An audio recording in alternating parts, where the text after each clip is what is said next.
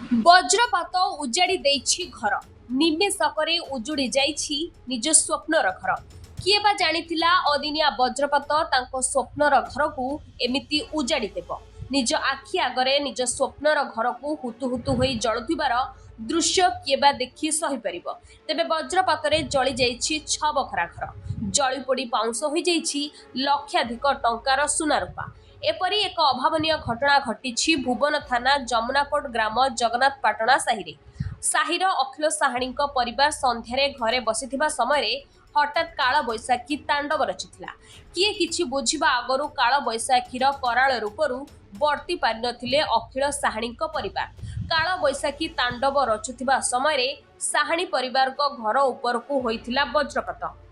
आम घरटे बसीचु चढ़क माइला घर निआ लगे आम निआ लिबलु सब पड़गला कि कौटे कल टिके भी आम आनीपारू 2 मिनट भितर सब पड़ घर द्वार कांत बाड़ डॉक्यूमेंट छुआर कि आम के रही ये करू। वज्रपात साहाणी परिवार 6 बखरा चाल घर जली पड़ी पूरा पाउंस हो जाइछि। एहा छड़ा एही काल रूपी वज्रपात शशुर बहु गुरुतर होई पड़िथिले।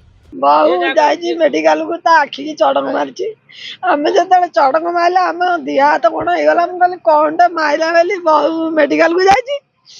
तेबे खबर पाई भुवन और कामाक्षानगर दमकल बाहिनी तुरंत घटनास्थल में पहुंची निआंकु संपूर्ण आयत्त करने पूर्व सबुकिछि जली पाउंस हो जाइथिला। आम जमुनाकोट ग्रामर अखिल साहाणी आज वज्राघात बहु क्षत विक्षत होती एवं तांकर घरटी पूरा संपूर्ण 7-8 बखरा घर पोड़ी जाइए। यौथ परिवार 20-25 जन होती लोक। तेणु मु सरकार को अनुरोध करने सहित मु जमुनाकोट ग्राम पंचायत हिसाब से जहाँ सरकारी सहायता निश्चिंत बहुत शीघ्र मु सहयोग करी कौन जिन जाए सुना रूपाठू आरंभ कर वस्त्र भी किसी ना।